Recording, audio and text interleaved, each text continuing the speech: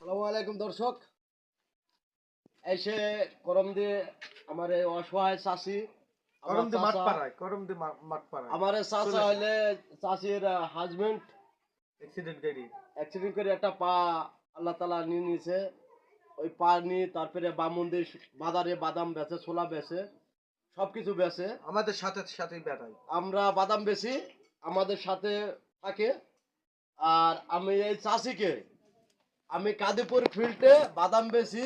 আমি কম্বল 14টা কম্বল কিনেছি।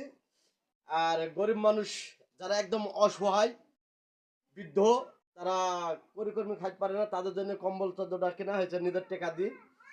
প্রবাস থেকে যারা আমার ভাই বন্ধুরা আছে, তারা যদি হেল্প করেন, আমার বিকাশ নাম্বারটা দেবো। আমার বিকাশ থেকে কিছু কিছু টাকা দিলে আমি এভাবে কম্বল কিনি, অসহায় গরিব মানুষের পাশে আমি দাঁড়াতে পারি। আর আপনাদের নাম করি আমি